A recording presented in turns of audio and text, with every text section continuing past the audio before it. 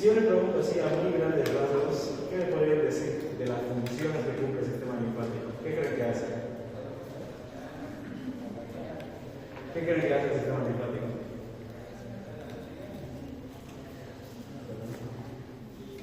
¿Qué creen que hace? ¿Ustedes, Brian? ¿Yo? No. ¿Quién es Luis? ¿Quién es Brian Olivera? ¿Tiene Ajá. Sí, sí, no parece. Ya. ¿Qué me puede decir el sistema de las funciones del sistema linfático? Bueno, que protege el cuerpo ante bacterias. ¿Y vos, Miguel? ¿Qué cosa yo? ¿De qué?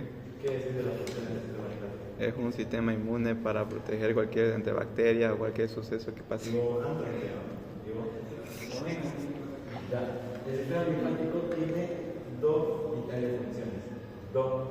Uno es la parte inmunitaria, se encarga de establecer todas las respuestas inmunitarias para que haya una protección del cuerpo ante patógenos extraños. Y la segunda es regular el ambiente hídrico de los compartimentos intersticiales. Es brutal su función. ¿A dónde me voy? Ustedes ya vieron cardiovascular, ¿no? Con el doctor. Están la aorta, lanza, la aorta va a arterias de mediano calibre, arterias de pequeño calibre, arteriolas con sus esfínteres precapilares, y de ahí se distribuían en los capilares. Después iba a una vena de pequeño tamaño, mediano, vena grande y directa al corazón. Una circulación muy arcaica la que dice. Pero en este punto de los capilares, ahí se produce el intercambio, ¿ya? Intercambio de nutrientes, intercambio de desechos. Los nutrientes salen a las células y sus desechos ingresan hacia la circulación venosa, ¿no? A nivel de los capilares hay una filtración del plasma sanguíneo. Es decir, todo el plasma sanguíneo o el plasma que se requiere sale para darle a la célula lo que necesita. Y tiene que regresar por presión coroidosmótica, ¿no? Que da por alguna vez hemos hablado un poquito. Pero de todo el plasma que se filtra, no todo el plasma regresa, ¿sí? Entonces, si nosotros nos ponemos a pensar, ¿qué hace ese plasma? Porque si se llega a acumular acá, va a producir edema, ¿no? Produce lógicamente edema. Entonces, ¿qué hace ese plasma? ¿Por dónde se va? ¿Se queda ahí para siempre? Y ahí es donde entra la función del sistema linfático, es un regulador de este compartimento intersticial. Todo el líquido plasmático excedente del espacio intersticial, el sistema linfático se lo recoge y se lo lleva. Entonces, aparte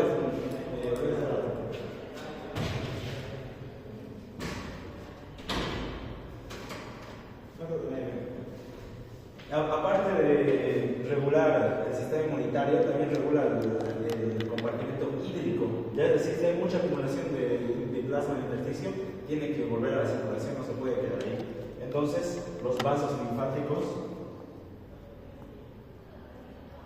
ahí actúan. Ya lo van a ver en fisiología más brutal, que incluso actúan con presiones negativas, pero entonces todo eso se lo recoge a través de los vasos linfáticos. ¿Y dónde van los vasos linfáticos? ¿Alguien sabe los recorridos de los vasos linfáticos? Los vasos linfáticos, no se olviden, siempre inician a nivel del intersticio. ¿Ya? Un vaso linfático siempre inicia ahí. Y a partir de ahí va confluyendo con otros vasos linfáticos.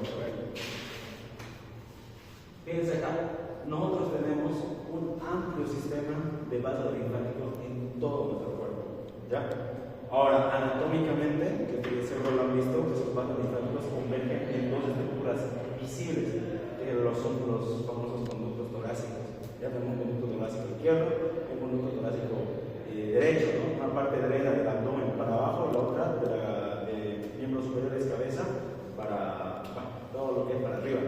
Esos conductos torácicos no son nada más que vasos linfáticos que han recogido la linfa o el excedente de plasma de todo el cuerpo. ¿Y eso a dónde va? ¿Dónde drenan los conductos torácicos? Ya, es decir, la linfa estoy recogiendo de la punta de mi pie, lo sube al conducto torácico, tiene que llegar nuevamente a circulación, pero ¿por dónde? ¿Cuál es el punto de unión, de comunicación?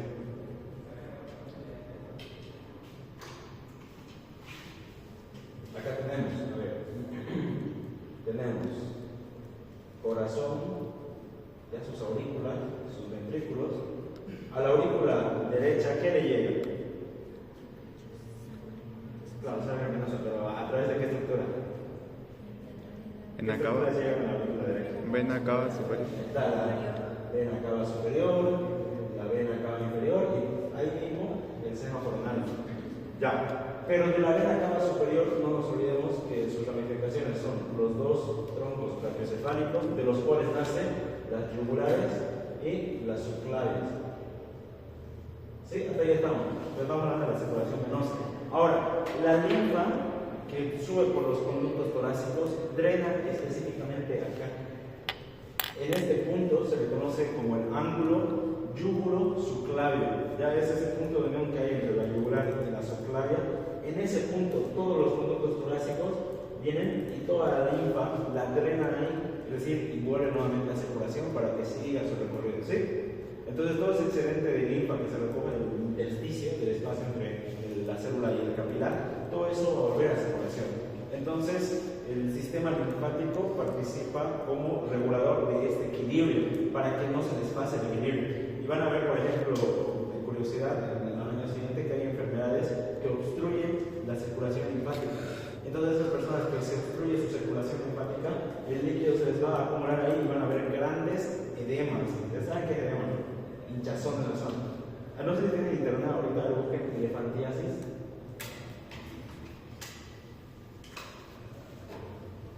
Y busquen imagen.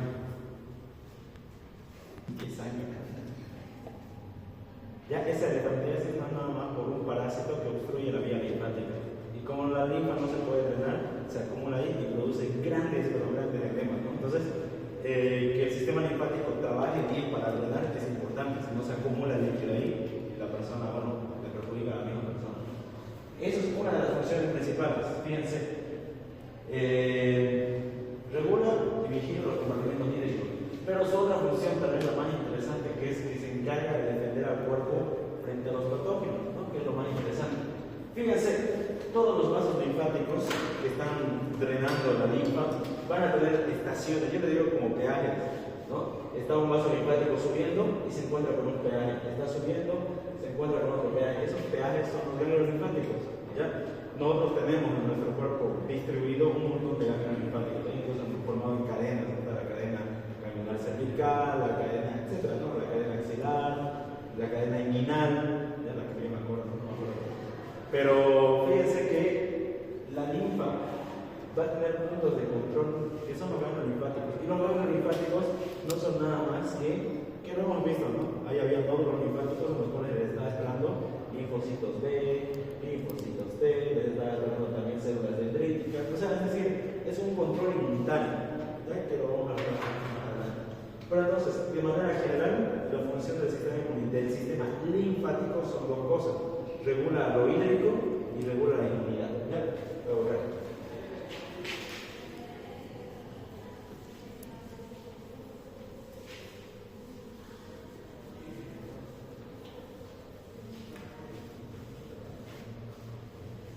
entonces, este tema me gusta igual, aunque no se nota bien, ¿no? El sistema linfático obviamente está compuesto por células y los órganos, ¿no? Fíjense que las células más importantes del sistema linfático, sistema inmunitario, son los linfocitos T, los linfocitos B. ¿Alguien me puede decir dónde se forman estos? ¿Cuál es su origen? Linfocito T en la glándula tiroides. ¿La tiroides? La verdad no. Está ahí madura en la glándula tiroides. Ajá, en la médula ósea. Aquí es interesante. Ambos se forman en la médula ósea, pero el linfocito T nunca termina su desarrollo completo en la médula ósea. Se forma en la médula ósea parcialmente y viaja al timo, y ahí es donde se termina su formación. ¿Ya? Estas dos células son importantísimas para una respuesta inmunitaria, que vamos a ver más adelante por qué. Ahora, esa respuesta inmunitaria, que no es nada más que la capacidad que tiene el cuerpo para defenderse contra lo ajeno, contra lo que le puede causar daño, se va a dividir en dos, incluso tres grandes clasificaciones. ¿Ya? Está la inmunidad tipo innata, inespecífica también se llama.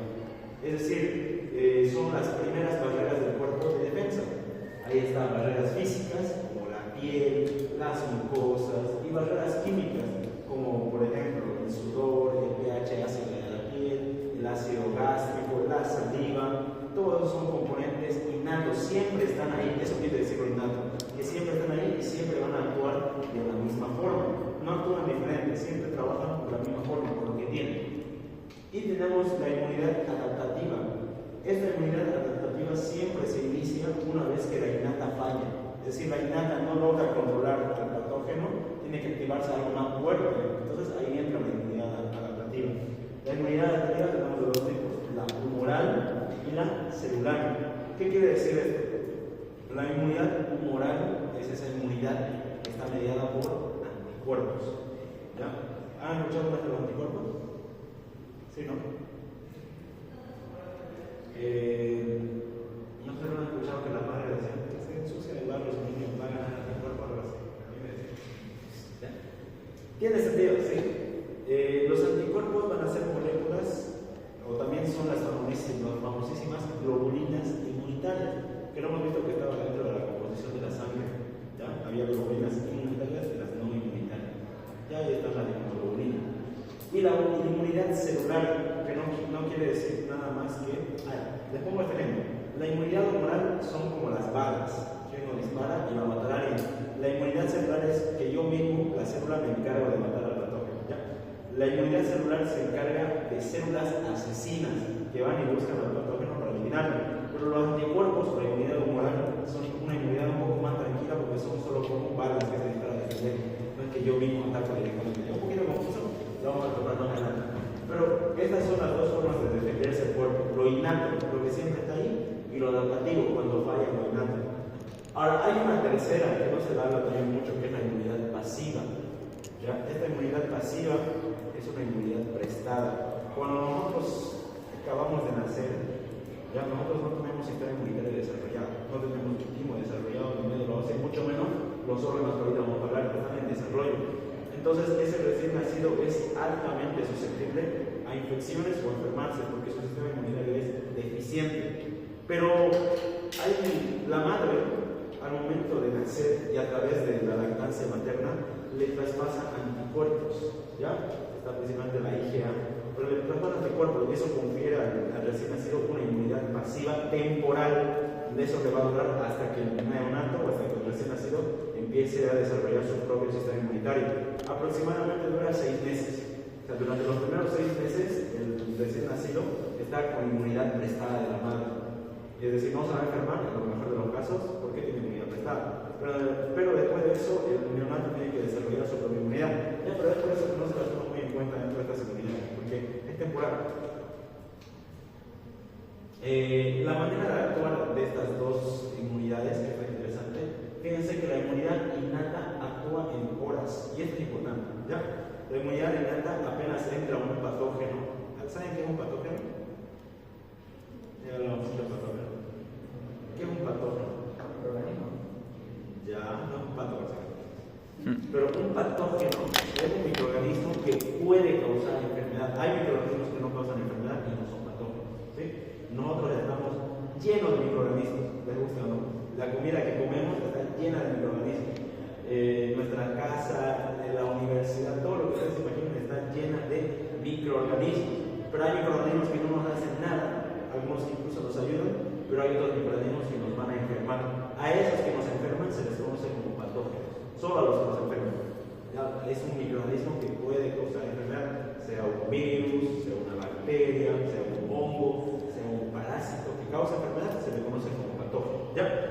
Dentro de la inmunidad innata actúan horas. Una vez que el patógeno entra al cuerpo, el cuerpo dice: pucha, este no es de acá, tengo que eliminarlo. Entonces utilizan sus mecanismos innatos. Y fíjense que dentro de los mecanismos innatos están las barreras epiteliales. Todos los epitelios, desde cualquiera que ustedes se imaginen, que recubre la piel, la mucosa oral, el esófago, el sistema digestivo, todos los epitelios sirven como una barrera física, evitan que el patógeno pueda entrar hacia donde está la vasculatura. Y esto es interesante. ¿La epidermis es irrigada o no? Pero el epitelio, ¿tiene vascularización o no? No tiene vascularización. Ya es un dato interesante. La dermis sí tiene, o lo que está por debajo, el tejido conectivo, sí tiene vasculatura. Y esto es interesante, ¿por qué?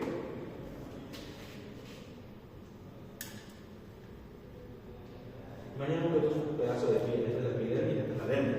Si un patógeno logra establecerse, por tal vez la persona se cortó, este es un pedazo de piel, se cortó y un patógeno entró, Entonces al patógeno no le cuesta más llegar, porque lo que él quiere es la circulación, ¿ya? Pero en la epidermis no es irregada. Entonces ahí mismo las células que estén ahí, las residentes, las que conocemos residentes, empiezan a defenderse, entonces empiezan a atacar, ¿no? Y la principal, tal vez objetivo de la inmunidad innata es evitar que estos patógenos lleguen a circulación. Yo les pregunto, ¿qué creen ustedes que pasa cuando un patógeno alcanza la circulación sanguínea?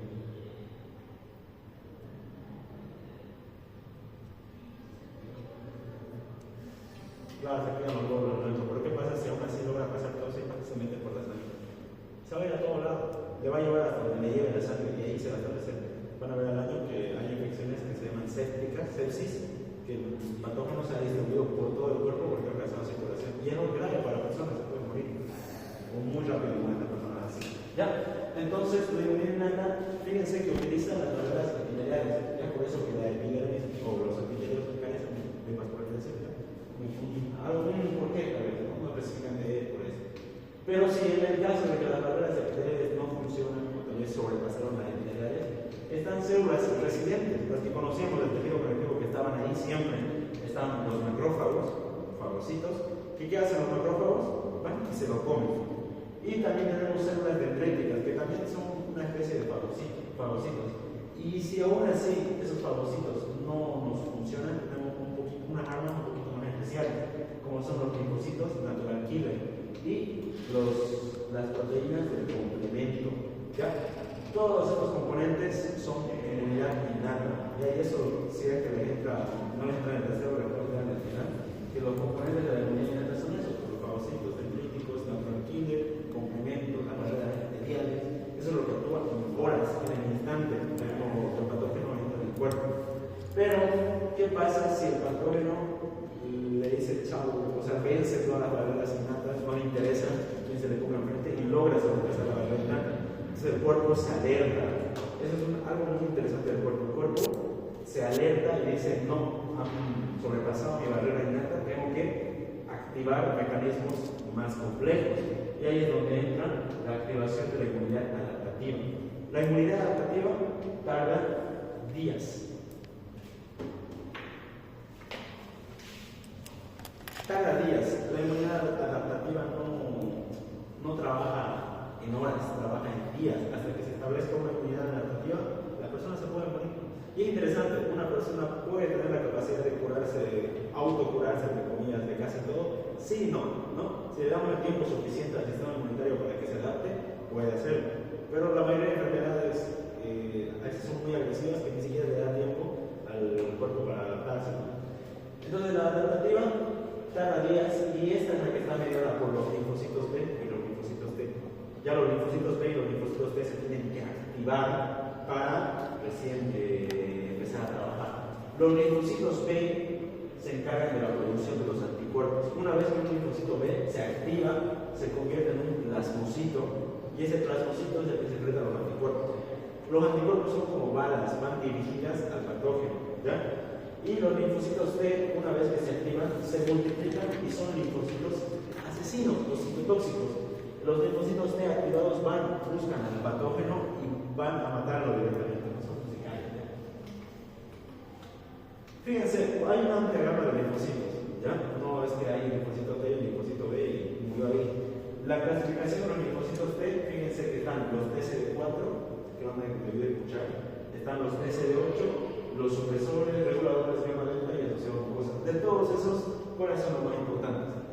El TCD4, que ahí te vamos a explicar por qué. El TCD8, los supresores y los reguladores, ¿ya? A ver, ¿cómo ocurre la activación de una inmunidad adaptativa? Imaginemos lo siguiente. Ya un pedazo de piel, viene un patógeno, ingresa, ¿ya? A la bacteria. Imaginemos que la inmunidad innata no le ha servido para defenderse, es decir, ese patógeno sigue viviendo a pesar de la inmunidad innata. ¿Qué hace el cuerpo? El cuerpo tiene que alertar la inmunidad al sistema inmunitario. ¿Cómo lo hace? Ahí están estas células clave que se conocen como las células presentadoras de antígenos. ¿Ya? ¿Qué quiere decir? son células que fagocitan al patógeno, se lo comen, ¿ya? Y al comérselo lo degradan en múltiples fragmentos. Por los lisosomas lo degradan con sus potentes enzimas. ¿Qué hacen con esos fragmentos? Esos fragmentos van y lo colocan en su superficie, en su membrana celular. ¿Ya? Y eso van y se lo presentan a los linfocitos T y los linfocitos B. Entonces, una célula presentadora de antígenos agarra la bacteria, la lisa, o sea, la destruye, agarra pequeños fragmentitos y lo muestra al linfocito T o al linfocito B, como diciéndole, este es el patógeno al que hay que atacar. Entonces el linfocito B, el linfocito T reconoce y dice, ah, es este, y se empieza a multiplicar para ir a buscarla, ¿no? Este proceso de presentación de antígeno es clave, importantísimo, porque si no hay presentación de antígeno, no hay desencadenamiento de la respuesta adaptativa. No se va a adaptar el cuerpo si el cuerpo no conoce a qué patógeno tiene que atacar. ¿Sí? Y es importante. Entonces, las células presentadoras de antígenos juegan un papel clave en la activación del sistema adaptativo de defensa. Sin ellas no se puede adaptar el cuerpo. ¿Ya? Una vez que el linfocito B y el linfocito T reconocen el antígeno, se duplican o se multiplican. Ese proceso se conoce como selección clonal. ¿Ya? Es decir, una vez que se reconocen, empiezan a dividirse en múltiples linfocitos B o linfocitos T que también son capaces de reconocer el antígeno que se les ha presentado. ¿Ya? Pero de los linfocitos T hay dos tipos. Tenemos los linfocitos T, CD4, y tenemos los linfocitos T, CD8. ¿Cuál es la diferencia entre estos dos linfocitos T? Ambos se activan por el sistema, por la célula presentadora de antígenos, pero difieren en sus funciones. Uno no hace lo mismo que el otro. Le voy a poner un ejemplo fácil y sencillo. Imaginemos que esto es como una guerra, ¿ya? Están los que van a ir a atacar, están los que van a coordinar el ataque, ¿no? Están la cabeza, los que coordinan las estrategias de ataque, y están los que van y atacan. Los linfocitos TCD4 son los coordinadores de la respuesta inmunitaria, ¿ya? Se llaman también reguladores, se llaman helpers o cooperadores. Básicamente ellos son la cabecilla, le dicen los linfocitos TCD4 son capaces de activar a los TCD8, son capaces de activar a los linfocitos B, son capaces de activar al sistema del complemento. ¿Ya? Entonces, los linfocitos TCD4 básicamente son como los generales, coordinan el ataque. Ellos no atacan de manera directa, no es que van y destruyen, simplemente van a coordinar un ataque masivo para la defensa. Y los linfocitos TCD8, que también se llaman citotóxicos, estos son los que asesinan, ¿ya? Estos son los verdaderos soldados.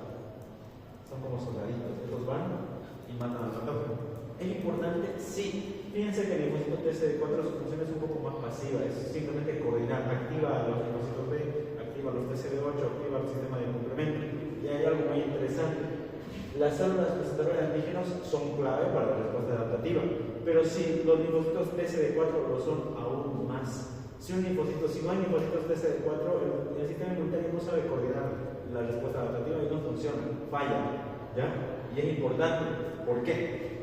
¿Han escuchado ustedes del VIH, el virus de la inmunodeficiencia humana? Su principal mecanismo de ataque del VIH es matar a los TCD4, ¿ya?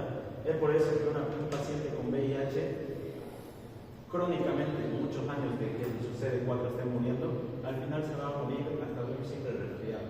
¿Por qué? Porque tiene una inmunidad deficiente. ¿Pero por qué tiene inmunidad deficiente? Porque los TCD4, que son claves para coordinar ataques inmunitarios, no hay, los están matando a ellos. Entonces, fíjense que ellos funcionan o son pieza central para un buen ataque inmunitario, una buena defensa inmunitaria. Si los TCD4 no están, chao, nosotros. Entonces, los TCD4, clave.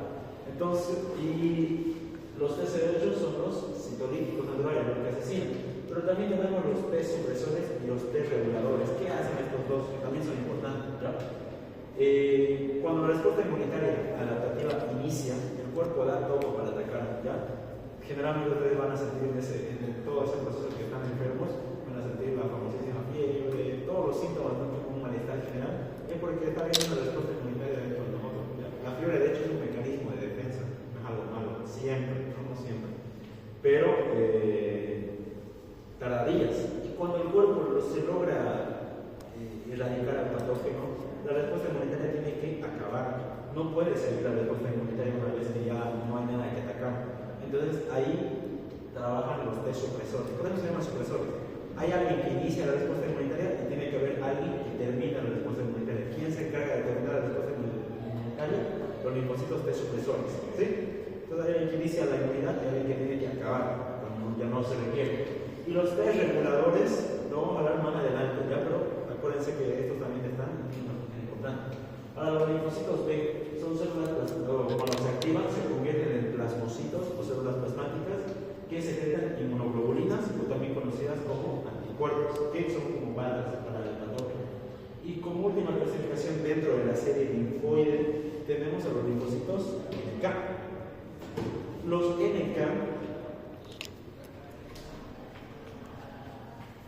NK son linfocitos, como su nombre nos dice, son natural killer, o quiere decir que son citolíticos naturales o asesinos naturales. Quiere decir que para un linfocito T poder atacar no necesitan nada de eso, no necesitan ni que le presenten, no necesitan nada, él directamente va, ve algo extraño y lo ataca. Ya es por eso que este forma parte de la respuesta innata, no necesita activarse por ningún medio. Pero hay algo interesante de los NK, atacan principalmente a células infectadas. Van a ustedes al año que hay los microorganismos, las bacterias generalmente atacan del exterior, pero los virus ya se tienen que meter a una célula para poder vivir. Entonces, un linfocito no puede ver adentro de la célula, no es que se puede meter adentro de otra célula. Entonces, el cuerpo tiene que saber reconocer células que están infectadas, ¿no? Es como buscar a un impostor, ¿no? Todos están bien, pero ¿quién es el infectado? Entonces, los linfocitos natural killer saben hacer eso. Ellos atacan principalmente células infectadas. Las destruyen, no necesita permiso de nadie. Él evidentemente ve algo extraño y chao. ¿Ya? Una de sus funciones. Y hay otra mucho más importante. También ataca a células mutadas. ¿Ya? Es normal en nuestro medio ambiente que las células muten debido a factores ambientales, rayos X, luz solar, etc. Esas mutaciones de las células pueden culminar en cáncer. ¿Ya? El cáncer, ¿alguna vez han escuchado qué es el cáncer? Hemos escuchado millones de veces cáncer, pero ¿qué es el cáncer?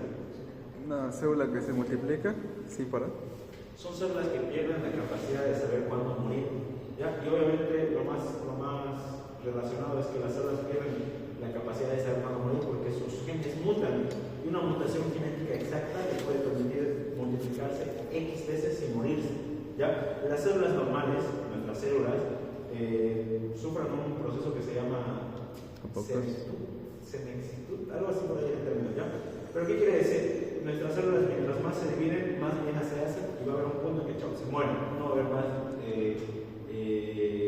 división celular, y eso por eso es natural, ¿ya? Después de que estamos vivos llega un punto en el que fallecemos, ¿no? Por eso es natural, es inevitable.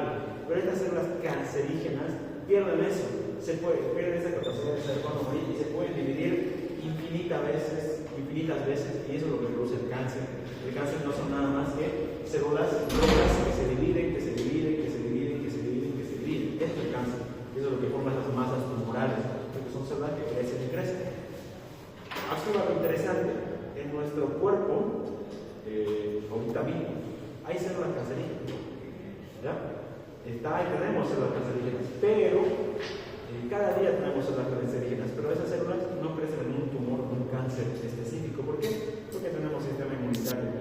Los NK se encargan de asesinar células cancerígenas.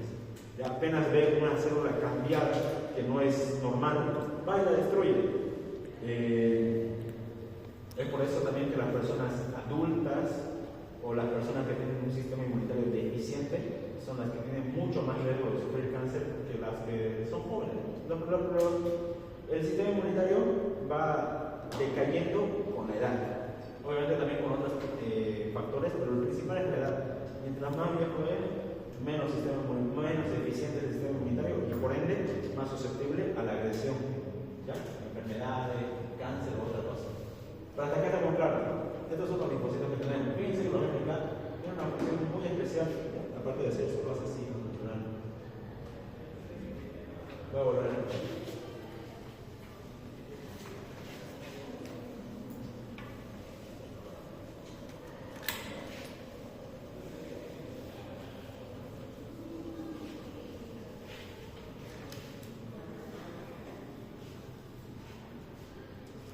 Los linfocitos T son los encargados de mediar la actividad celular, la que les decía al principio. Aquí está en blanco, pero no es nada más que esto, la clasificación de linfocitos, ¿ya?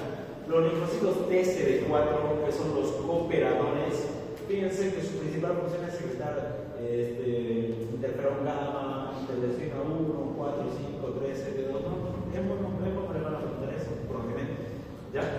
Pero todas estas moléculas en conjunto reciben un solo nombre, ¿ya? Si lo van a escuchar, estas son las interleucinas. Ya todas las IL1 y IL4 nada más pertenecen a un grupo grande de interleucinas. Las interleucinas no son nada más el medio por el cual las células inmunitarias se comunican, son como WhatsApp. Yo le mando interleucina 2 y ella tiene que hacer algo. Yo mando interleucina 4 y tienes que hacer algo. Obviamente cada interleucina activa algo específico, ¿no? Por ejemplo, el interferón gamma activa a los macrófagos, la interleucina, si no me acuerdo la 1, activa el mecanismo de la fiebre, ¿no? Pero entonces cada interleucina hace algo, pero no son nada más que mensajes del sistema inmunitario entre ellos, ¿ya? Esa es la principal función del TCD4. Fíjense que un TCD4, aunque está tapado acá, una vez se activa, empieza a activar a los macrófagos, empieza a activar a otros linfocitos T, a otros linfocitos B y produce inflamación, ya que también la inflamación es importante para la respuesta inmunitaria. Los cooperadores o colaboradores no son nada más que los que medían el ataque inmunitario, no participan directamente en él, pero son clave, pieza central. Los linfocitos TCD8, que eran los asesinos o los citotóxicos, fíjense que una vez un linfocito TCD8 o citotóxico encuentra una célula infectada o un patógeno, lo induce a apoptosis, es decir, lo mata. Fíjense que el mecanismo por el cual lo mata son enzimas, como las transimas, las perforinas, las granulolicinas. Interesante. Este es un TCD8. Un TCD8. Y aquí tenemos una bacteria. El TCD8 que ya está activado reconoce que es un patógeno y empieza a lanzar principalmente que me parecen interesantes. La perforina no son nada más que proteínas que rompen la membrana del patógeno. Y si una célula, cualquiera que ustedes se imaginen, no tiene membrana celular, explota. ¿Ya? No puede vivir sin su membrana celular. La membrana celular sirve, aparte de una permeabilidad selectiva, sirve para mantener un medio interno adecuado de la célula. Sin eso las células no viven. Entonces, fíjense que las perforinas son como su nombre lo dice, ¿no? Perforan la membrana citoplasmática del patógeno y lo matan. Son un mecanismo muy interesante. Y teníamos los linfocitos T supresores. ¿Cuál era su principal función de los supresores? Suprimir la respuesta inmunitaria. Tiene que iniciar y tiene que acabar. Ya se va bonito. Acá se ve más bonito. Fíjense, los colaboradores se activan y empiezan a activar a los macrófagos, empiezan a producir inflamación, empiezan a activar a los linfocitos B, los linfocitos T. Mediar las citocinas y interleucinas son básicamente lo mismo, ¿ya? Es como otro nombrecito que no son dos cosas distintas. Entonces, mediada por citocinas, los linfocitos se comunican por citocinas, por interleucinas, ¿ya? El T citotóxico mata a la célula infectada y los T reguladores, los supresores, suprimen la respuesta inmunitaria.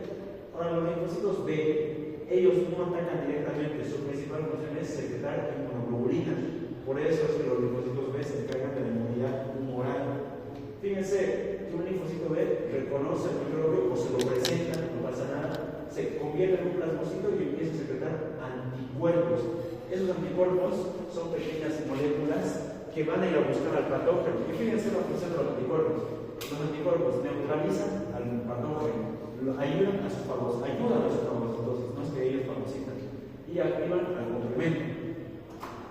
Imaginemos esta bacteria nuevamente. Una vez que un linfocito B se activa, empieza a secretar estas moléculas que se conocen como anticuerpos. Y fíjense que los anticuerpos van y tapan o lo recurren totalmente al patógeno. Eso ayuda a que el patógeno se pueda mover menos. Es por eso que lo neutralizan. Es como que su compañera se llega a escapar y nosotros vamos y la rodeamos. No va a poder escaparse. No, lo mismo hacen los anticuerpos. Van y neutralizan al patógeno, se unen a él. Ahora, activan la fagocitosis. Aparte, lo mismo ejemplo. Vamos, la rodeamos y empezamos a llamar a otros para que le peguen, básicamente. Pero hacen eso los anticuerpos. Van, se atrapan al patógeno y empiezan a llamar a macrófagos. Ya, los llaman, y los macrófagos vienen y dicen, me lo como, listo, chao. Y activan al complemento. Y este complemento, no son novedades del complemento. El sistema de complemento no son nada más que proteínas que se producen en el hígado. No son proteínas hepáticas. Están nombradas con una letra y un número. Ya van desde la C1 hasta la C9. La C1, C2, C3, C4, C5, C6, etc. Dentro de eso está C1A, del C3A, C3B, pero no me más específico al año. La función principal de este sistema de complemento son tres. ¿Ya? El complemento produce inflamación o activa el mecanismo inflamatorio. ¿Ya? Fagocita o activa la fagocitosis, es decir, parecido a los anticuerpos, y destruye al patógeno. ¿Ya? No sé si hay una imagen aquí de eso. Creo que no. O sí, creo que tiene acá. Fíjense, el sistema de complemento son proteínas que se van a unir a la bacteria, van a aumentar la inflamación, van a aumentar la fagocitosis y en últimos casos van a destruirlos, van a formar un poro gigante en la membrana del patógeno y como una membrana dañada no sirve, la bacteria revienta. ¿Ya? Las inmunoglobulinas son estas, o este esquema de inmunoglobulinas o anticuerpos. Fíjense que parecen una Y. ¿Es importante algo de acá? Sí y no. Los anticuerpos siempre van a ser específicos para un patógeno. Imaginemos lo siguiente. Imaginemos que uno de ustedes se enferma con influenza. ¿Ya? Entonces, la inmunidad innata no sirve, se activa la inmunidad adaptativa y imaginemos que sus linfocitos B empiezan a secretar anticuerpos para la influenza. Imaginemos que por mala suerte esa misma noche se enferma de otra enfermedad. Imaginemos a ver. Dengue. De dengue. ¿Ya? Esa misma noche se enferma de dengue. Entonces, estos anticuerpos contra el virus del dengue no van a servir nada que ver. Estos solo van a servir para lo que le ha activado, que es la influenza. Es por eso que los anticuerpos son específicos para su receptor. ¿Ya? Un anticuerpo es específico para una sola cosa, no puede ser para todos, es solo para uno solo. Si quieren un anticuerpo para el dengue, tienen que producir otra respuesta inmunitaria, no nos sirven esos anticuerpos creados acá. Entonces, los anticuerpos, fíjense que tienen una porción variable, se les conoce como este segmento variable. Esa porción variable se adecua al patógeno, ¿ya? Es específico para el patógeno. Tenemos una porción invariable, que siempre es la misma, no cambia ningún tipo de anticuerpo, pero la porción variable sí cambia y se adapta al patógeno específico. ¿Ya? Lo más importante de los anticuerpos. Lo que les decía al principio, tenemos anticuerpos de varios tipos: la IgA, IgB, IgE, IgM. La IgA es la que le transmite la madre al neonato a través de la leche materna. Y es importante, ¿alguien sabe cómo se llama la primera lactancia que le da? Nace el neonato y le ponen en la barriga de la madre, en el pecho de la madre, para que lacte. Esa leche, esa primera leche de la madre del neonato es importantísima. Es la que está cargada de los anticuerpos para la inmunidad pasiva del bebé, del neonato. Se llama, se llama calostro. La primera leche materna se llama calostro. Y es importante, el recién nacido sí o sí debe recibir su primera leche materna, su primera lactancia materna. No podemos dejar que no. Después hay otros tipos. ¿Ya?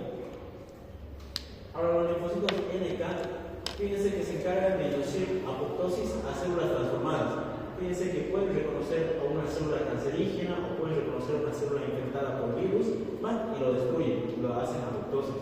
Los linfocitos NK no necesitan permiso de nadie, ya nadie los comanda, ellos solitos por su cuenta ven algo extraño, van y lo destruyen. ¿Sí? Y aquí hay una parte densa o un poco compleja de todo lo que es el sistema inmunitario. No es mucho hablar del complejo de histocompatibilidad. Es importante, y aquí mucha atención, si no entendemos lo que repetimos. El complejo mayor de histocompatibilidad, ¿ya? Son proteínas en la superficie de las células. Y aquí les damos una pregunta antes de seguir. El sistema inmunitario ataca al patógeno. ¿Ya? Fíjense que tiene poderosísimas armas, como enzimas, como proteínas. Pero yo me pregunto, ¿por qué el cuerpo no ataca de accidente a lo nuestro? ¿Cómo el cuerpo sabe, dentro de nuestras miles o billones de células que tenemos y bacterias que nos puedan contaminar, por qué el cuerpo solo es capaz de atacar al patógeno y no atacarnos a nosotros por accidente? O sea, el cuerpo bien específico, ¿cómo sabe? Esa es la pregunta. ¿Cómo sabe el cuerpo que es algo nuestro, que no hay que atacar, contra algo que sí es extraño, que hay que matar sin piedad? ¿Qué dice bien? ¿Cómo creen? Por magia. Por magia. ¿Qué creen? Natalia. Ya, eso. Esto en el complejo mayor podría decir clave para el reconocimiento de lo propio y lo ajeno. Básicamente, estas moléculas de histocompatibilidad son como uniformes, ya se les puedo decir. Las células tienen montones en su superficie y eso permite al sistema inmunitario que cuando ves las moléculas dice, estas son mías, a estas no hay que atacarlas. Pero un patógeno tiene otro tipo de uniforme. Es decir, un enemigo tiene otro nivel, es como una guerra. Nosotros tenemos un uniforme y un enemigo tiene otro uniforme. Entonces, si el enemigo ve a otro con otro color, entonces es el enemigo, chao. El complejo mayor de histocompatibilidad es eso, ¿ya? Son moléculas que permiten al cuerpo reconocer lo propio de lo extraño. Mi complejo mayor de histocompatibilidad permite, o es gracias al cual yo soy yo, por así decirlo, ¿no? Interesante, mi complejo de mí, de histocompatibilidad, no se parece en nada al que tú tienes o al que ninguno de ustedes tiene. Cada uno tiene su propio complejo de histocompatibilidad que nunca, absolutamente de los nunca se va a parecer al de otra persona. ¿Ya? Es propio de cada uno. Por así decirlo, los únicos que tienen una similitud casi igual, y a pesar de que casi igual nunca 100%, son los gemelos monocigóticos. Ya los que nacen de un mismo cigoto, ellos son los únicos que tienen un complejo de histocompatibilidad casi igual, pero nunca igual. Pero a pesar de eso, nadie tiene. Ustedes son gemelas, ¿no? ¿No? Mellizas, no, aún así no tienen entonces complejo de histocompatibilidad igual. Pero los gemelos monocigóticos sí. ¿Ya? Y acá hay algo interesante. Imaginemos lo siguiente. Estudiar el complejo de histocompatibilidad es importante cuando se quiere hacer un trasplante de órgano. Ustedes han escuchado, ¿no? Casi nunca he visto yo acá. Bien conocido a alguien que haya recibido un trasplante, pero en películas o en otro lado que le trasplantan el corazón, que le trasplantan de todo lo que hay para la vida y por haber. ¿Ya? Pero aquí hay algo interesante. Digamos que yo quiero trasplantarle mi riñón a su compañero. Vamos al hospital, saca mi riñón, se lo ponen a él y es feliz. Pero al cabo de unos meses, ese riñón le falla y chao, necesita otro riñón. ¿Por qué creen que pasa eso?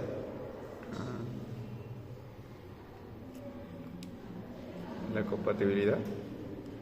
Porque mi riñón tiene su propio complejo de histocompatibilidad. Si yo le pongo a él mi riñón, su cuerpo va a detectar mi riñón como un patógeno, un extraño. ¿Qué hace el cuerpo con los extraños? Los destruye. Entonces ese riñón que yo he trasplantado lo va a atacar, lo va a fulminar y ese riñón va a fallar y no le va a hacer bien. Entonces es importante. Por eso en los trasplantes de órganos se busca a la persona más compatible. Nunca va a haber un 100%, jamás. Pero se busca a la persona más compatible para poder hacer un trasplante de órganos. Generalmente está casi siempre en el linaje familiar, ¿no? Casi nunca es que un amigo lejano me pueda trasplantar. Casi nunca. Generalmente siempre están en el linaje familiar. Pero se busca la persona más compatible. Y aún así, digamos que yo soy hermano de él, hermano de sangre, hermano nacido de mi mamá, y el médico me dice, sí, son compatibles, le dono mi riñón, todo todo bien, le va a durar unos años, pero al final de muchos años igual va a fallar, porque nunca hay una compatibilidad del 100%. El sistema inmunitario siempre se va a alertar ante extraños que vaya a atacar. Ya que algo más interesante, los pacientes trasplantados que reciben un órgano viven toda su vida con medicación que disminuye el sistema inmunitario. Es decir, hay fármacos, hay medicamentos que hacen que el sistema inmunitario caiga por los pisos. ¿Ya?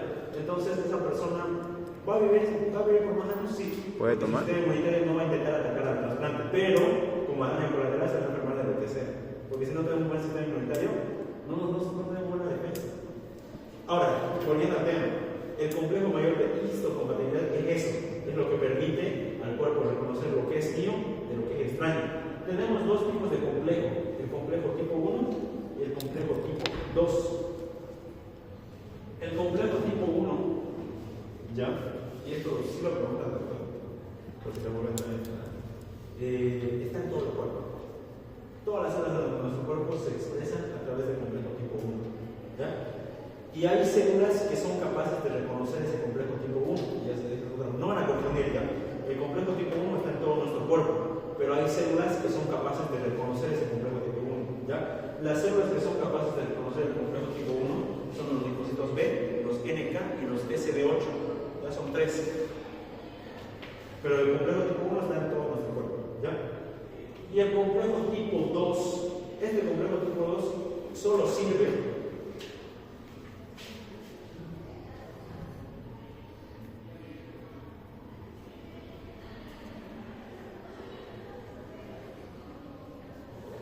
el complejo tipo 1 es el que me va a reconocer lo mío, pero el complejo tipo 2, su principal función es para ayudar a la presentación del antígeno. ¿Qué quiere decir? Nuevamente, tenemos una célula receptadora de antígeno. Ve un patógeno, se lo fagocita y lo fragmenta en miles de fragmentos, y esos fragmentos les decía que los expone en su membrana celular, pero no los expone así como así, los expone en moléculas del complejo tipo 2.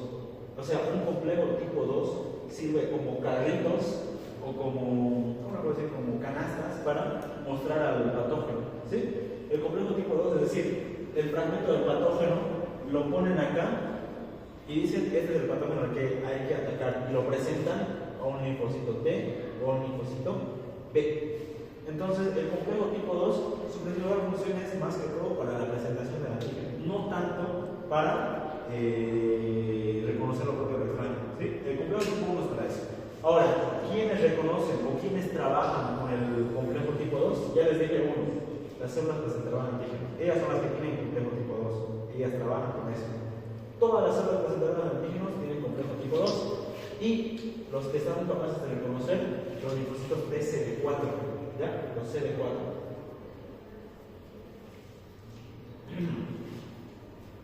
¿Qué células presentadoras de antígeno conocen? Macrófago, no sé qué más. Neutrófilo. No. ¿Qué dice? Te lo voy a poner sencillo. ¿Se acuerdan de esta sigla? ¿Para qué vamos a poner? ¿Se acuerdan? Sistema fagocítico mononuclear. ¿Se acuerdan que en ese sistema fagocítico mononuclear vimos una tabla así? Todas esas son presentadoras de antígenos. Todo el sistema fagocítico mononuclear son células presentadoras de antígenos. Células de Cooper, células de Hausbauer, células de macrófagos alveolares, macrófagos residentes, células de Langerhans. Ahí están, ahí lo pueden ver ustedes por su cuenta. Excepto, no creamos broma, esos no son patológicos, pero están en la tabla del sistema fagocítico mononuclear. Es decir, todos los macrófagos o los derivados de monocitos, como dijo su compañera, van a ser presentadores de antígenos. ¿Sí? Y los presentadores de antígenos utilizan complejo tipo 2, complejo de histocompatibilidad tipo 2. ¿Hasta aquí alguna duda? Esta es la parte que es lo más importante, o la más densa. No.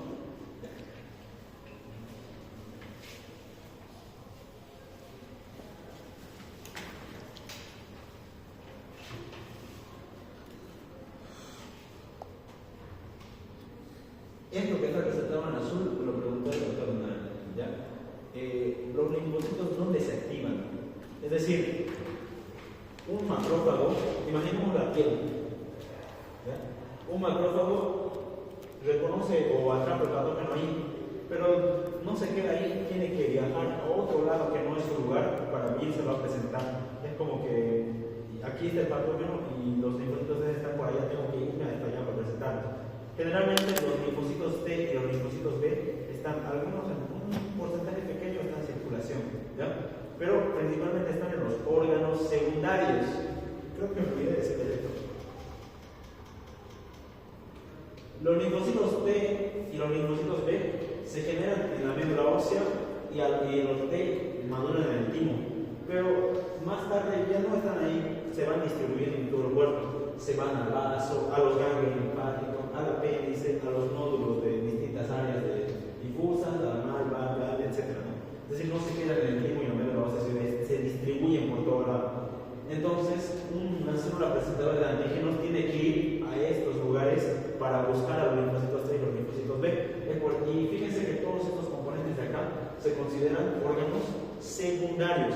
Los primarios se llaman primarios porque ahí es donde inicia o se originan las células inmunitarias. De ahí nacen, del timo y la médula ósea.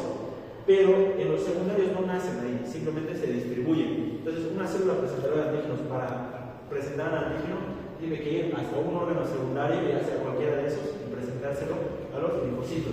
Es por eso que acá nos dice que los linfocitos sufren activación dependiente de antígeno, o se activan por la presentación de antígeno en los órganos secundarios. Y eso pregunta de examen. Te puedo poner que se ponen en los primarios, nada que ver. Siempre son en los secundarios, pero son dependientes de antígeno.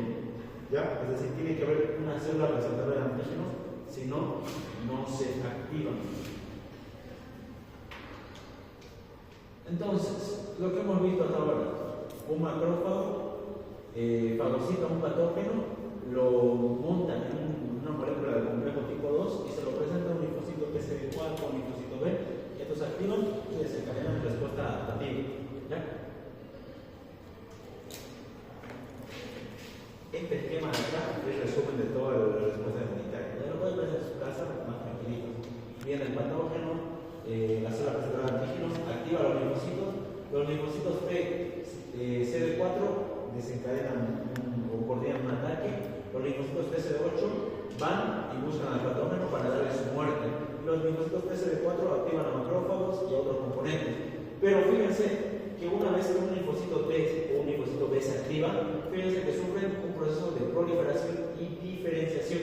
Así se le conoce como selección clonal. ¿Ya? Un linfocito T que se activa es capaz de dividirse en muchos linfocitos T que son capaces de reconocer al antígeno que los ha activado. ¿Sí? Solo el antígeno los ha activado. Nuevamente, la inmunidad adaptativa solo funciona para lo que lo activó. No va a funcionar para otra cosa. Lo que les decía su compañera, si su compañera se enferma de influenza, todo lo que se activó por culpa de la influenza no le va a servir para otra enfermedad, solo para la enfermedad que activó esa parte del sistema inmunitario. ¿Sí? ¿Cómo lo hacen? Esto es un poquito más complejo, un poquito más específico. La célula presentadora de antígenos se traga en la molécula.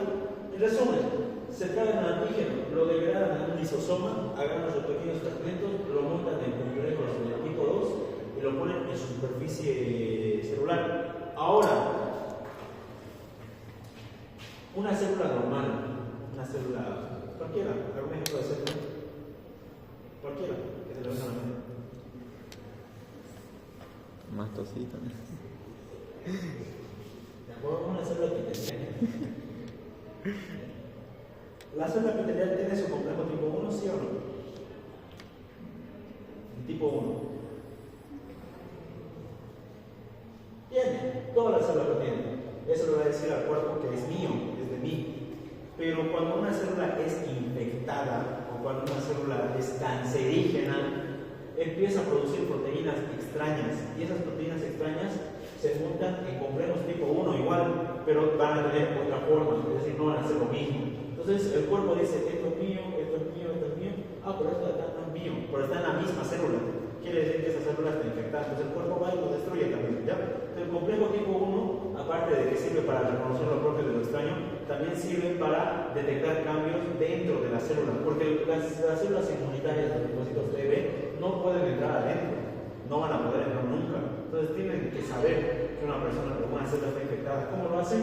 Gracias al complejo tipo 1, que cuando está la célula dañada o infectada se altera y empieza a producir otras moléculas que no son propias, ¿ya?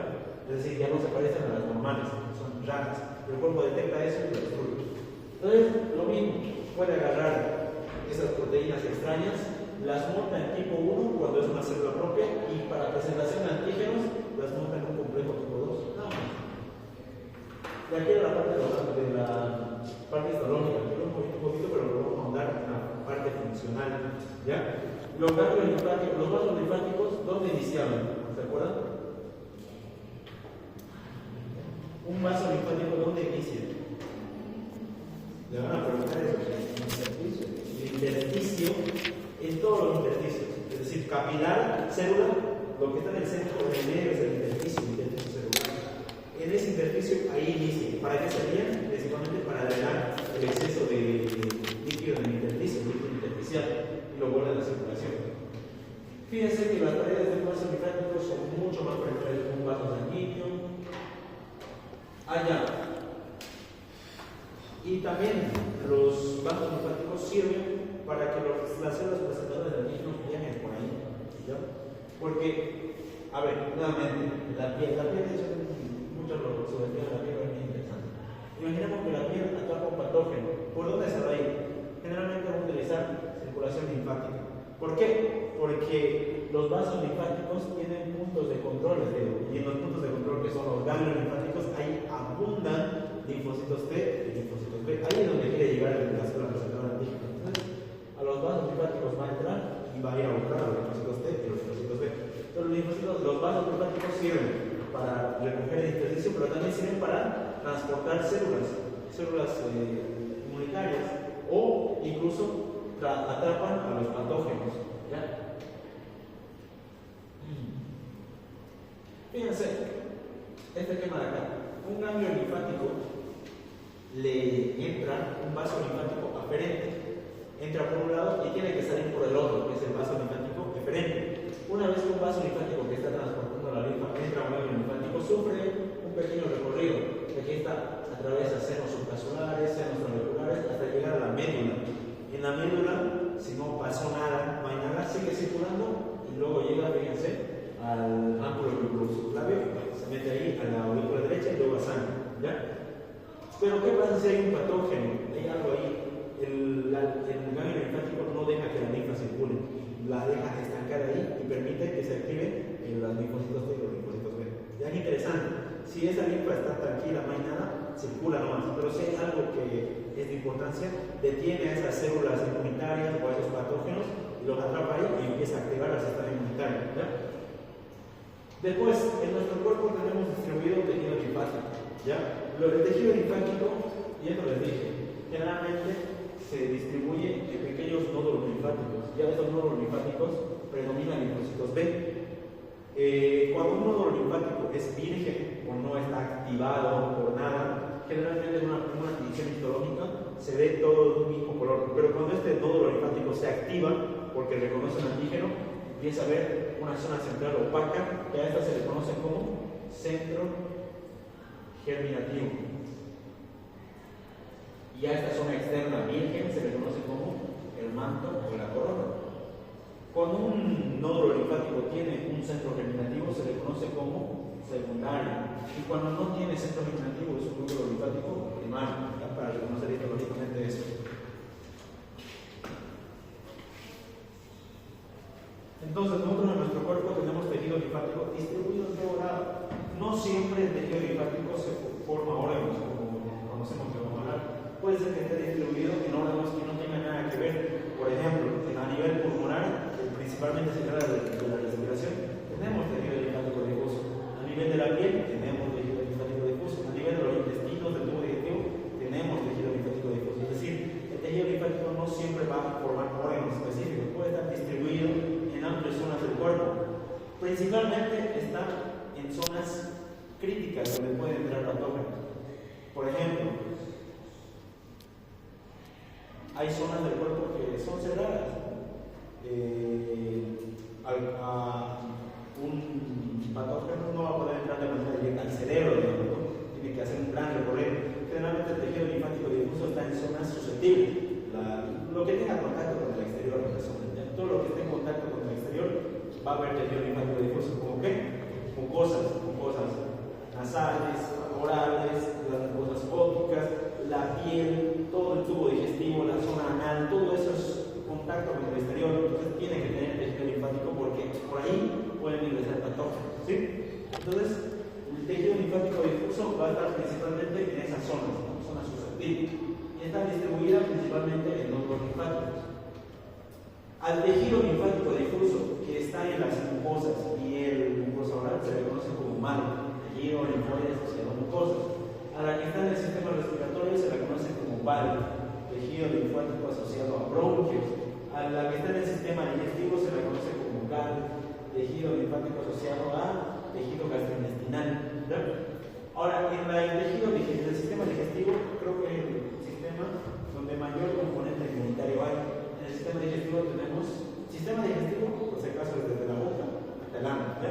Desde este recorrido de la cavidad oral hasta la cavidad anal, tenemos las amígdalas. ¿Dónde se encuentran las amígdalas? Anatómicamente, ¿dónde se encuentran?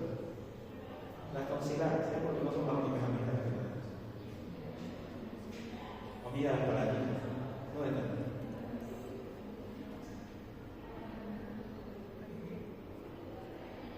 ¿Dónde creen que están? Están en la pared lateral de la cavidad oral, ¿no?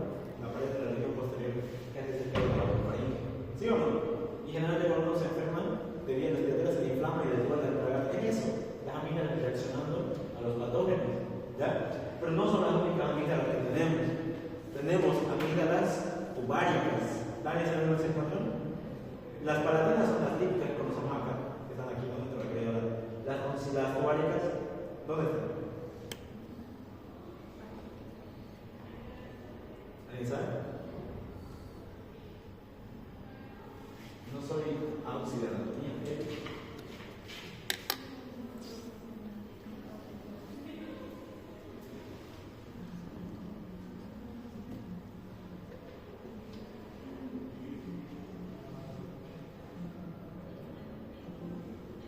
Imaginemos que todo esto esta es la región nasal, la cavidad oral y eso sería la faringe.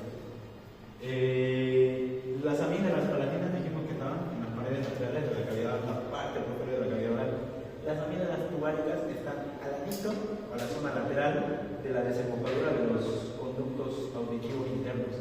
¿Dónde desemboca el conducto auditivo interno? O también conocido como trompa de Eustaquio. Claro, específicamente desembocaba, si no me acuerdo, en el tercio superior, no me acuerdo bien si era entre el espacio de la cavidad nasal y el primer cornete, ¿ya? Pero básicamente los conductos de Eustaquio vienen desde el oído interno y desembocan en la nariz. Hay conexión del oído con la nariz, sí.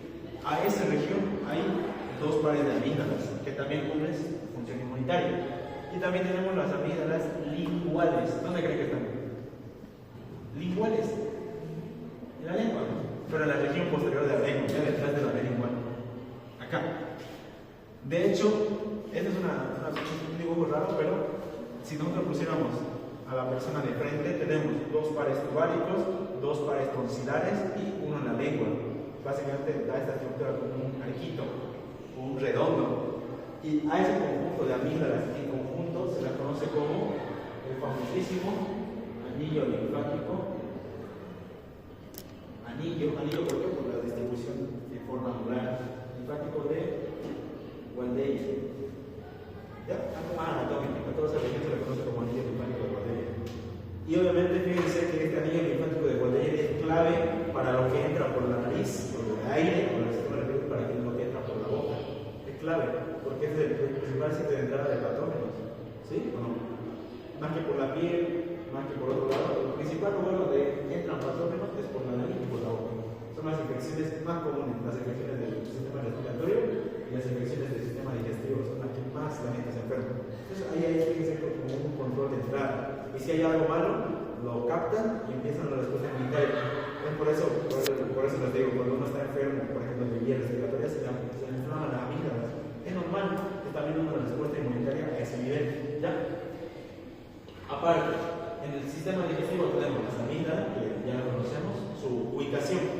Más no vamos a hablar de su composición histológica. Las placas de Peyer, que también son nódulos linfáticos principalmente distribuidas en el intestino delgado, pero específicamente están en el ilion. ¿Qué porción del intestino delgado es el ilion? La que está cerca del intestino grueso. ¿Cómo? La que está cerca del intestino grueso. Ya, es la porción terminal del intestino delgado. Tenemos la porción inicial, que es el duodeno, el yeyuno, ilion, ¿no? El ilion es la parte final del intestino delgado. En el ilion es donde abundan las placas de Peyer. O sea, es decir, un dato más histológico. Si yo quiero saber qué estoy viendo intestino delgado, estoy viendo duodeno, estoy viendo yeyuno o ilion, si veo placas o nódulos linfáticos en la submucosa, seguramente es del ilion, ¿ya?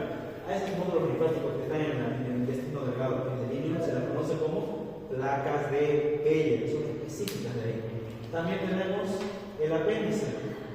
¿Dónde se encuentra el apéndice anatómicamente? Debajo del hígado. ¿Dónde está el apéndice? ¿Flanco derecho? Fosa ilíaca derecha. Es fosa ilíaca derecha. Y el flanco principalmente para el riñón. Fosa ilíaca derecha, sí. Específicamente está conectado al ciego. Es una proyección del ciego, la porción inicial del intestino grueso. De ahí sale.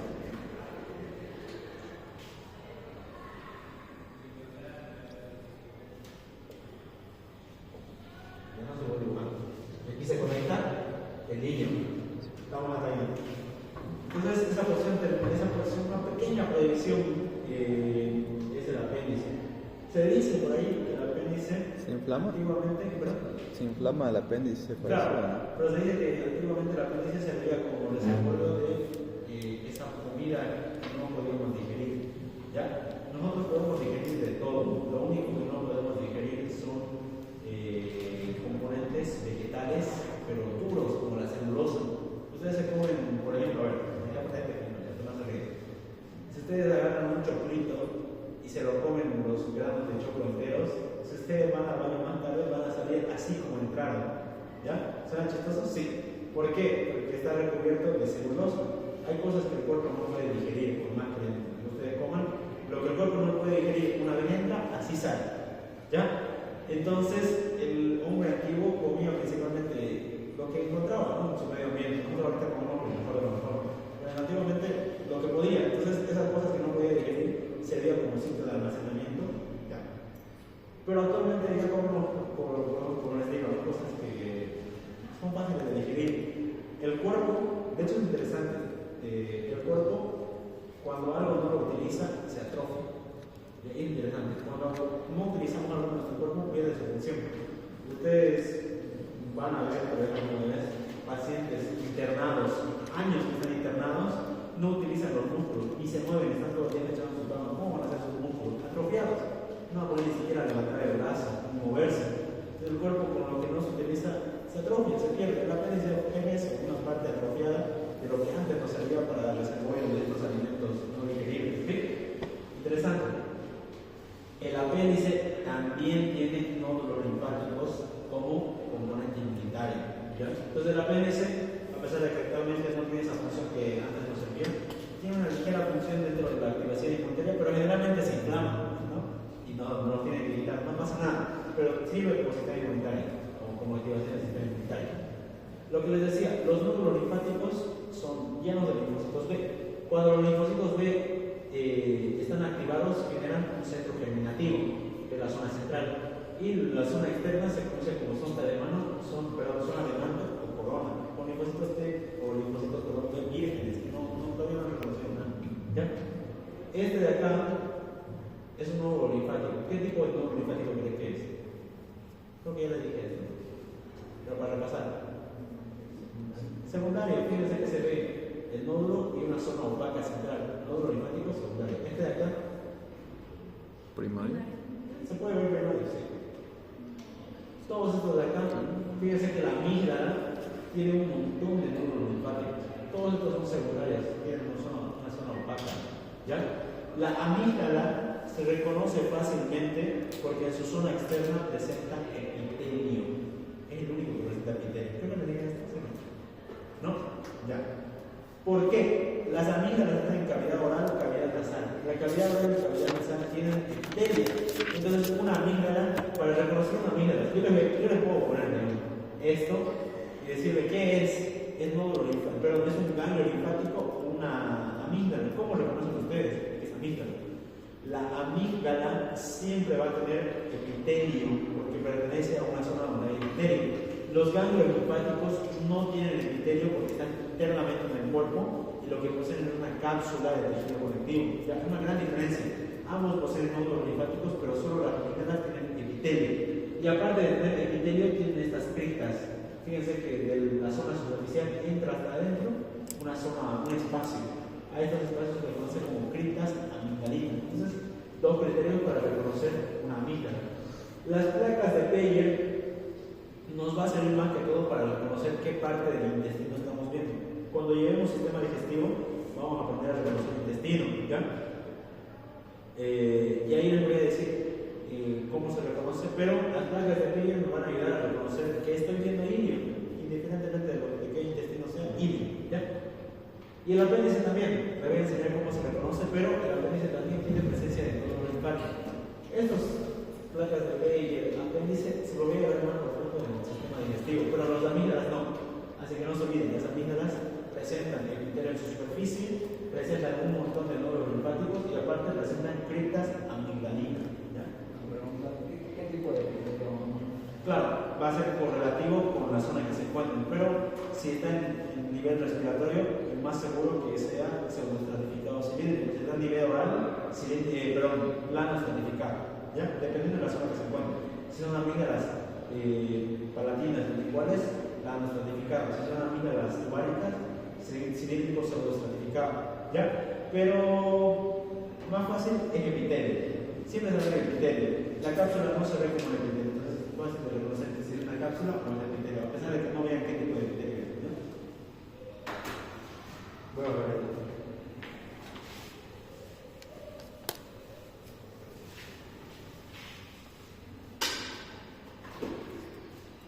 El ganglio linfático, lo que les decía, para no vernos todo esto, se divide en dos zonas citológicas. La zona más oscura, intensa, que es la corteza, y la zona más opaca, que es la médula.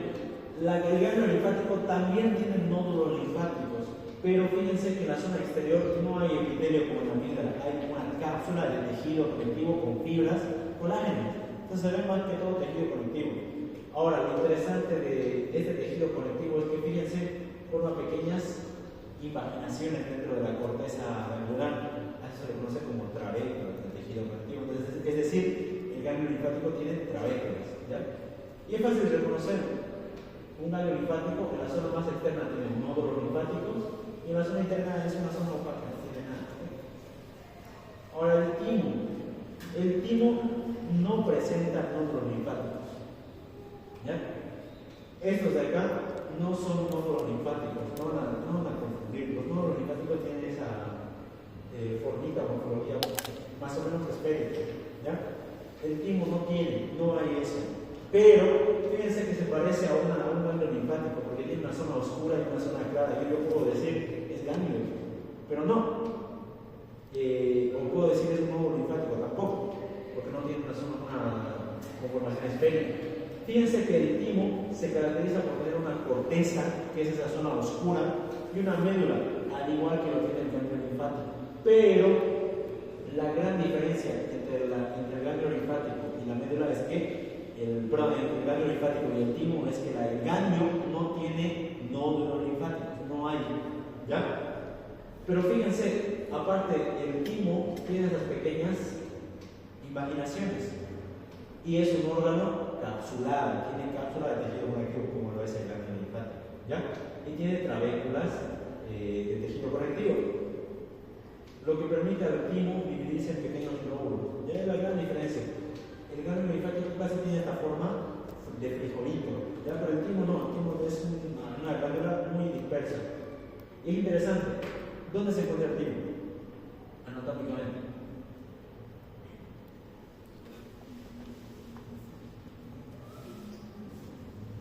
¿Dónde está? Si le preguntan en su examen de anatomía dónde está el timo, ¿qué van a decir?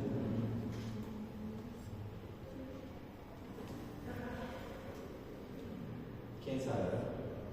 ¿Nadie? Se encuentra en la zona retroesternal. ¿Dónde está la región retroesternal? Detrás del esternón. ¿Dónde está el esternón? Acá. Usted que sabe. Está la región retroesternal, es decir, detrás del esternón. Y algo más interesante es que cuando uno es pequeño, un niño, no específicamente recién nacido porque ahí se está formando, pero en los primeros años de vida, el timo es una glándula, porque es una glándula gigante, bueno, no exagerada, pero recuerda una gran superficie de la región retroesternal, es grande. Pero a medida que la persona va creciendo, el timo se va afeminando, se va envejeciendo en tamaño y por último se atrofia.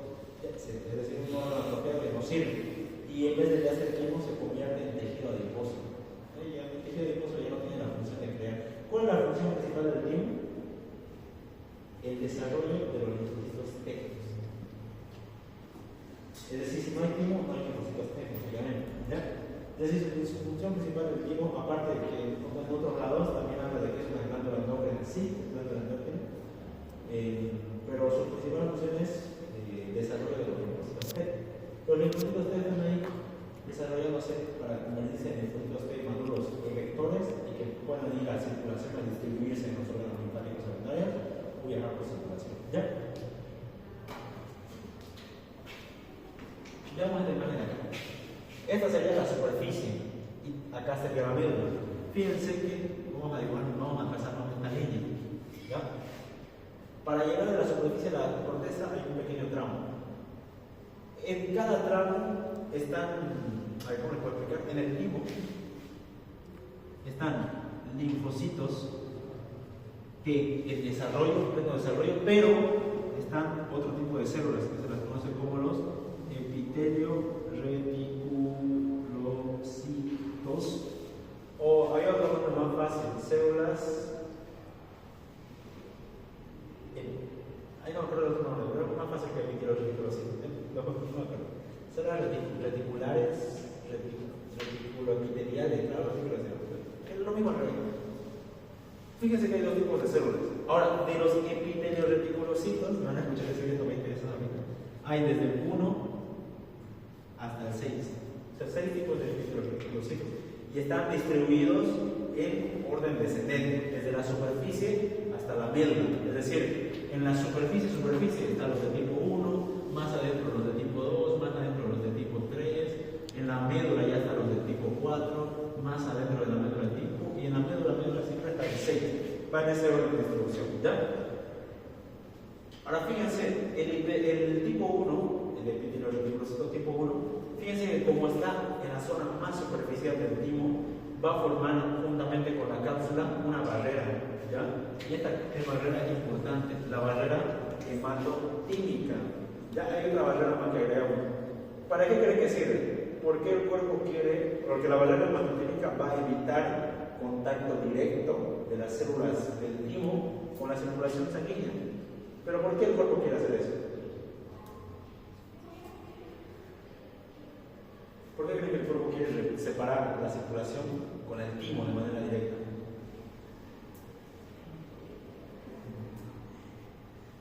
Para que no ataquen al desarrollo. Ya, más o menos por ahí va, ahorita lo voy a explicar. Entonces, el tipo 1 forma la barrera hematotímica. La barrera hematotímica, esto me van a preguntar, tiene 3 componentes. ¿Ya? Todas las barreras hemáticas, hematotesticular, hematoencefálica, lo que ustedes imaginen, tiene siempre tiene que estar ahí el endotelio, porque está separando la sangre del órgano. Y todo endotelio siempre tiene su membrana basal. ¿Eso lo dije o no? En la barrera hematoencefálica, ¿cuáles son sus componentes de la barrera hematoencefálica?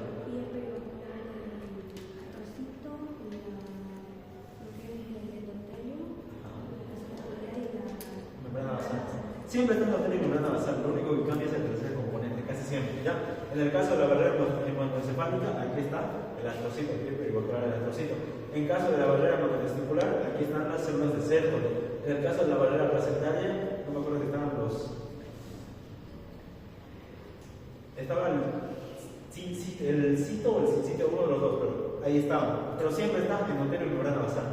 En el caso del timo, están los epitelios reticulocitos tipo 1.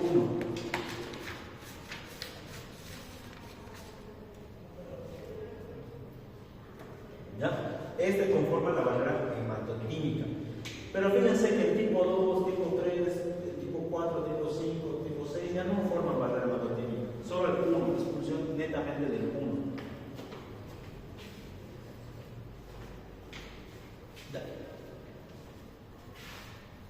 Los M2, pero los tipo 2 y los tipo 3 tienen una función importante.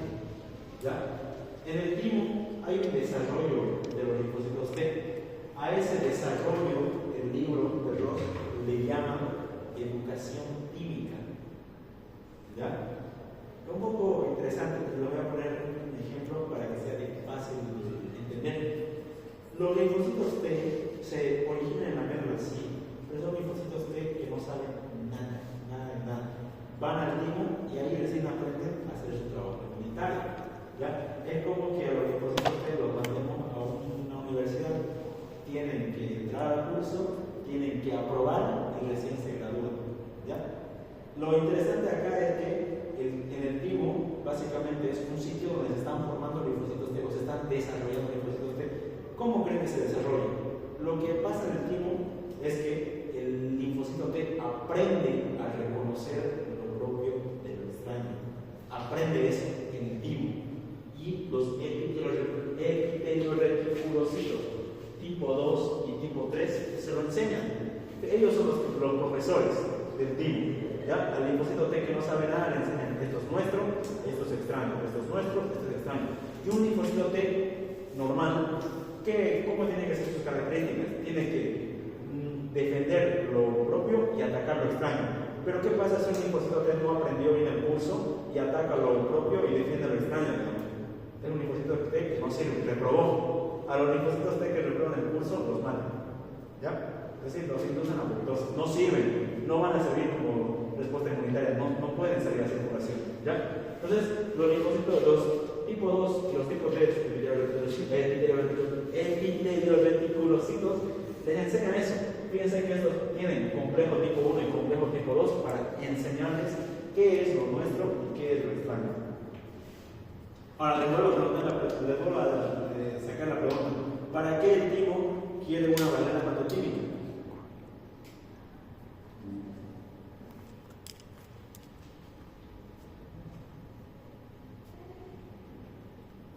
Para que no han terminado de formarse o aprender a reconocer lo extraño de lo propio, se vayan por la circulación y empiezan a atacar la célula. Exactamente. Es algo más interesante. Los linfocitos T que no aprenden bien el curso, que reprueban, no pueden salir del timo. O se los mata o se los mata. Entonces ahí está puesta estratégicamente la barrera hematotímica. Porque ¿qué pasa si un linfocito T que no sabe bien reconocer lo propio de los sueños se escapa, sale a circulación? No es que no va a salir, va a producir grandes estragos. A raíz de eso nacen las famosísimas enfermedades autoinmunitarias. ¿Han escuchado alguna vez de eso? ¿Qué es una enfermedad autoinmunitaria? Que cuando el cuerpo empieza a atacar a lo propio, lo nuestro, el sistema inmunitario no sabe reconocer lo propio del daño y empieza a atacar a todo. Puede atacar a nuestro cuerpo. Entonces las personas fallecen porque su propio cuerpo les está atacando. Hay gente un poco loco, ¿no? Como nuestro propio cuerpo nos ataca a nosotros mismos. Entonces este proceso es clave, fundamental. Un linfocito T que no sabe reconocer lo propio de los daños, un linfocito T inútil o incluso peligroso. Entonces no puede salir del timo, tiene que salir del timo solo si se le autoriza. ¿Ya? Es por eso que está ahí la barrera hematotímica. Entonces fíjense que en el timo estaban los linfocitos T, estos epitelios reticulocitos, y también estaban macrófagos. Los macrófagos, su única función ahí es matar al linfocito T que no cumple con la educación tímica. No no aprendió, no sabe bien, chao. Y algo más interesante, del 100% de los linfocitos T que hay en el timo, 90 se mueren. Un 10% sale de progresión en trabajo. Igual a Sangüesa. De los 100 que meten Sangüesa, el 10%. Ya. Básicamente es, fíjense que la gran cantidad de linfocitos T no salen nunca a trabajar, se los matan. Y un pequeño porcentaje que sí son los capaces, ellos sí salen a trabajar para defenderlos. ¿Ya? Ahora, los linfocitos T van viajando desde la zona corteza, llegan a la médula y si han acabado el curso pueden ingresar a través de los capilares que hay en la médula y se van a trabajar. ¿Ya? Ahora fíjense, este es un dato histológico. Los linfocitos, los epitelioretinoblastocitos tipo 6 forman entre ellos un pequeño conglomerado de células que se les conoce como el corpúsculo de Hasal. ¿Ya? No son nada más que epitelioretinoblastocitos tipo 6 que se agrupan entre ellos. Fíjense, o bueno, no sé si lo miran como yo lo miro. La teoría nos dice que son como pequeñas cebollitas. Ya como una cebolla si lo cortamos en transversal, una capa, entre otra capa, entre otra capa, entre otra capa. Los corpúsculos de la sal son eso. ¿Ya? Dentro otra capa y dentro otra capa. ¿Ya? Básicamente un corpúsculo de la sal es eso. Y solo está en el timo. Entonces, otro dato más, si alguna vez le llegan a preguntar o poner una diferenciación entre ganglio linfático y timo, ¿qué le diría? ¿Cómo diferencia un timo y cómo diferencia un ganglio linfático? Placa histológica. ¿Cómo? No presenta dolor linfáticos. ¿Ya? Y lo más fundamental es que el timo sí tiene corpúsculos de sal y el ganglio no. ¿Ya? Porque ambos son capsulados, ambos tienen trabéculas, pero lo más importante es que el timo no tiene nódulos y el ganglio sí. Y el timo tiene corpúsculos de sal y el ganglio no. ¿Ya? Eso es clave para el reconocimiento de estos componentes.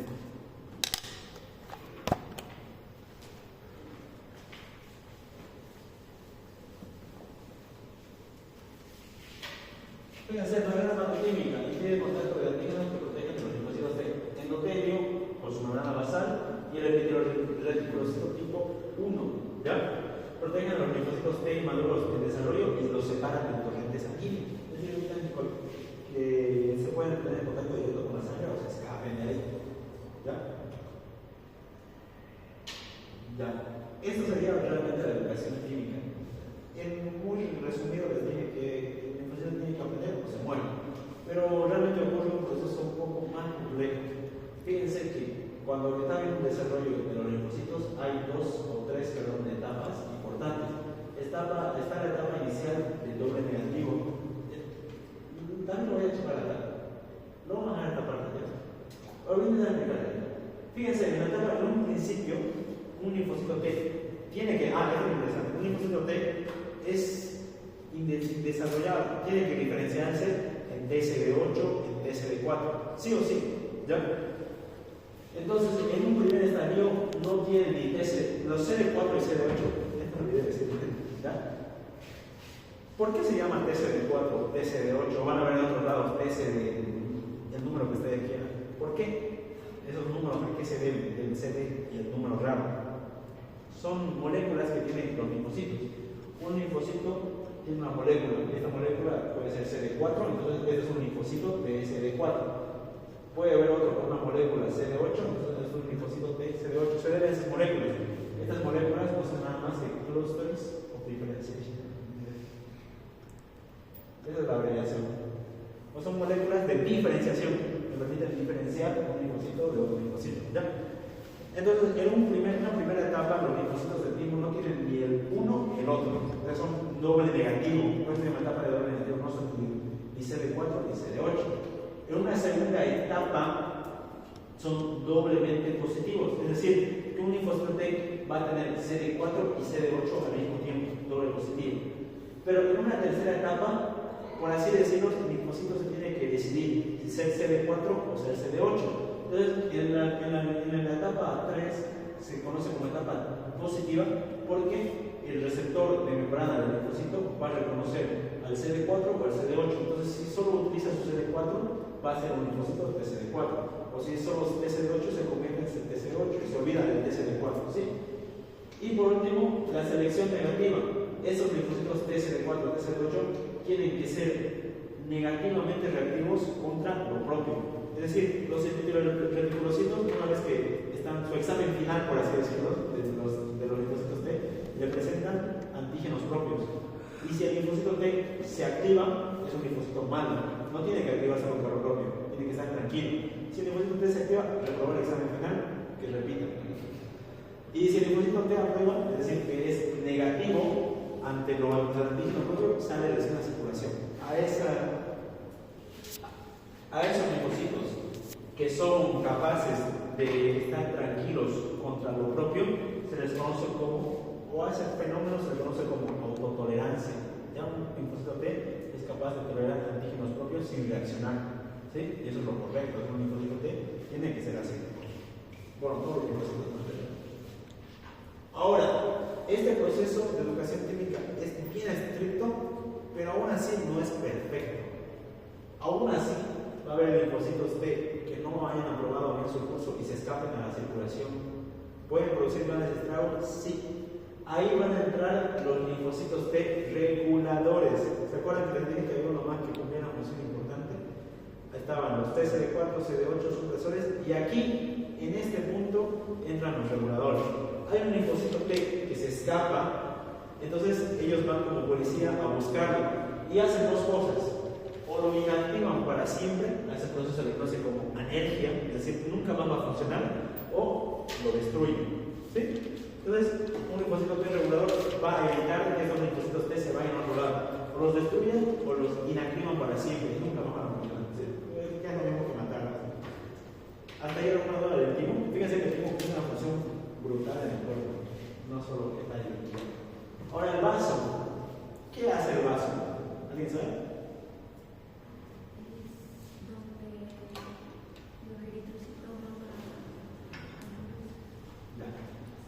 Empezamos primero con la histología y la función. El vaso es un órgano cápsulado, al igual que es el timo, al igual que es el ganglio linfático, tiene trabéculas de tejido conectivo y tiene nódulos linfáticos. Pero en el caso del vaso, esos nódulos linfáticos se les conoce como nódulos esplénicos. ¿Ya?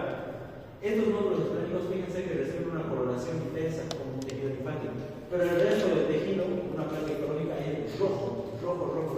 ¿Por qué? Por la amplia presencia de eritrocitos que son rojos. Por eso en el vaso se distingue una pulpa roja, que es roja, y una pulpa blanca, que no son nada más que el sitio donde están los nódulos esplénicos. ¿Sí? Entonces en el vaso se distingue pulpa blanca y pulpa roja. La pulpa blanca generalmente forma los nódulos esplénicos. ¿Cuál es la función? O bueno, ¿cuáles son las características histológicas? La pulpa roja no son nada más que sinusoides esplénicos separados. Fíjense que en los sinusoides están estos famosos cordones que son los cordones de Pitro. Y fíjense que en estos cordones están macrófagos que fagocitan eritrocitos dañados. Y en la pulpa blanca están nódulos esplénicos abrazando arterias. ¿Ya? No me acuerdo bien la estructura del vaso, pero ¿qué arteria llega al vaso?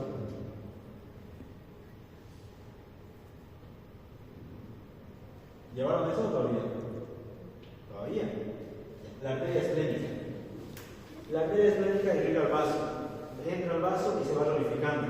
En una de esas ramificaciones se llaman las arteriolas.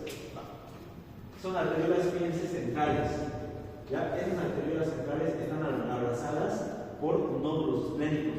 Es decir, es como que una arteria esté abrazada por un nódulo lleno de linfocitos T y linfocitos B.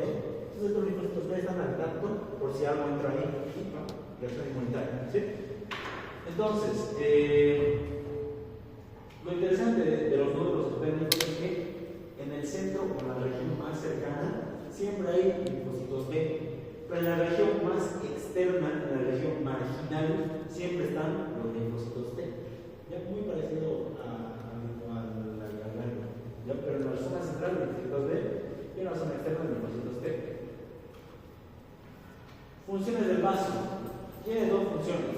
Una función interviene con la sangre, una función que interviene con el sistema inmunitario. Como el vaso tiene nódulos linfáticos con linfocitos B y linfocitos T, participan en la presentación de antígenos, participan en la activación de linfocitos T y B y participan en la eliminación la producción de anticuerpos, no específicamente el vaso, sino los linfocitos. Y dentro de su función hematopoyética, fíjense que ellos captan y destruyen a eritrocitos y plaquetas envejecidas, y dañadas y eritrocitos anómalos. ¿Ya? ¿Qué quiere decir? ¿Cuánto es el tiempo de vida media de un eritrocito? 120. Eso lo saben de todos lados. Pero no es porque el eritrocito, creo que les dije esto, no es porque el eritrocito se muera a los 120 días, no es que se muere de la nada, es porque en 120 días el eritrocito envejece. Y un eritrocito envejecido, nuevamente, arteriolas, capilares y vénulas. Un eritrocito normalmente tiene la capacidad de atravesar los capilares tranquilito, pero para atravesar capilares que son microscópicos y pequeños tiene que doblarse, tiene que ser capaz, tiene que ser flexible. ¿Ya? Un eritrocito, van a ver en su gráfico del rostro, tiene un montón de proteínas, leucoporina, proteína C, etc., que le permiten la flexibilidad de las membranas del eritrocito. Es un eritrocito joven, pero si pasa 120 días, estas proteínas envejecen junto con el eritrocito. ¿Por qué? Porque el eritrocito no tiene núcleo. Una célula generalmente tarda más en envejecer porque tiene núcleo. El núcleo, si una proteína se envejece, crea otra, sintetiza nuevas proteínas. Pero el eritrocito no tiene eso. Entonces sus proteínas envejecen. Un eritrocito viejo ya no es flexible y por ende se va a trancar acá. No va a poder atravesar. Es por eso que el cuerpo, cuando detecta un eritrocito que ya no es flexible, lo elimina. Entonces el vaso sirve para eso, para destruir a eritrocitos que ya están viejitos y utilizar sus componentes para crear otros nuevos. ¿Ya? Básicamente lo utilizan. ¿Sí? La función principal del vaso. Este gráfico de acá, que voy a traer un grupo para que no vayamos, es lo que nos diferencia. Y me gustaría que ustedes lo vean, fíjense las funciones de cada órgano linfático, pero lo más importante, ¿cuáles tienen cápsula? Los nódulos no, los ganglios sí, el timo sí. ¿Quiénes tienen médula? Los nódulos no, el ganglio sí, el timo sí, el vaso no. ¿Quiénes tienen nódulos linfáticos? Los nódulos sí, los ganglios sí, el timo no, el vaso sí. ¿Ya? Son características histológicas que ustedes lo tienen que estudiar. ¿Ya? ¿Alguna duda hasta acá? No. Vamos.